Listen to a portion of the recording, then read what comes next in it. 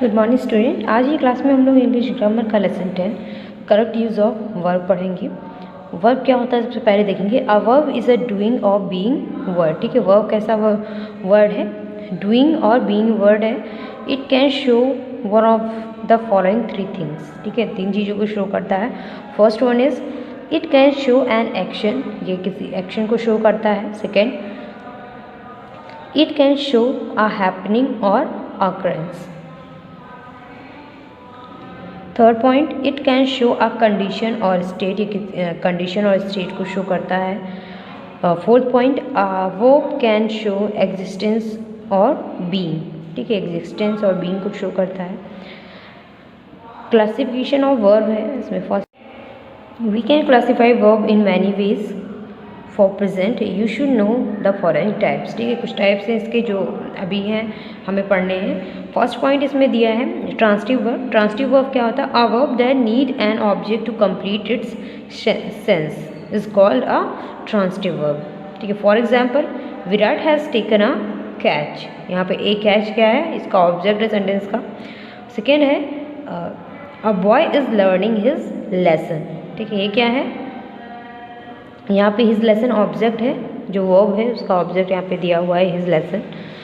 उसके बाद में हमें पढ़ना है इसमें जो सेकंड पॉइंट है इसमें इंट्रांसिटिव वर्ब। ट्रांसिटिव वर्ब हमने पढ़ा यहाँ पे। अब इंट्रांसिटिव वर्ब, इंट्रांसिटिव वर्ब कहता है a verb that needs no object to complete its sense is called intransitive verb. Intransitive verb क्या होते हैं? A verb that need no object to complete its sense is called an intransitive verb. For example, a short man was walking in the street. Second example,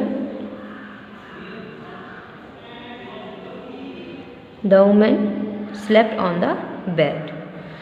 उसके बाद में देखेंगे इसमें यहाँ पे दिया हुआ है let's know it. Some verb can function as both transitive and intransitive. कुछ वर्ब्स ऐसे हैं जो ट्रांसिटिव और इंट्रांसिटिव दोनों की तरह फंक्शन करते हैं। जैसे एग्जांपल देखेंगे यहाँ पे, जैसे है the earth rotates on its axis.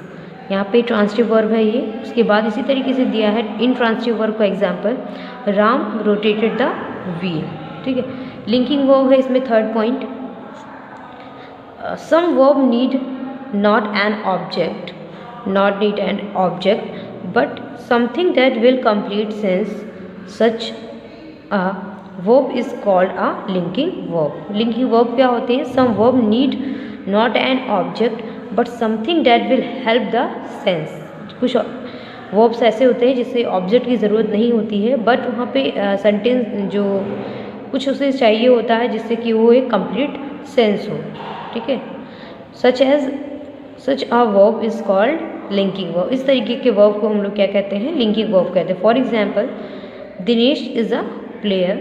Second example इसमें यू आर फीलिंग वेल। ठीक है, in the above example is and are feeling are linking verbs. क्या है यहाँ पे? ये लिंकिंग वर्ब्स है।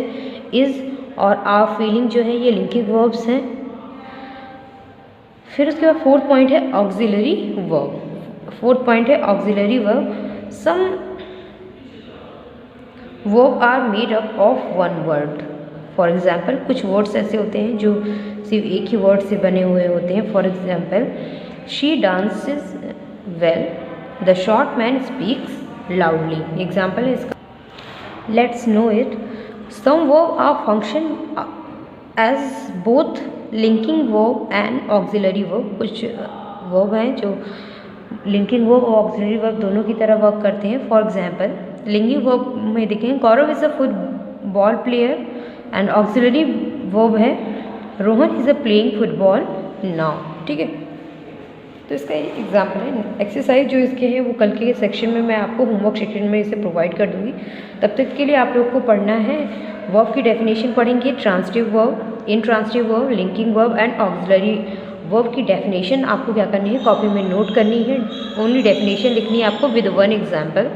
ठीक है, आज के वर्क में आपको यही करना है। नेक्स्ट क्लास में मैं आपको एक्सरसाइज प्रोवाइड करवा दूँगी।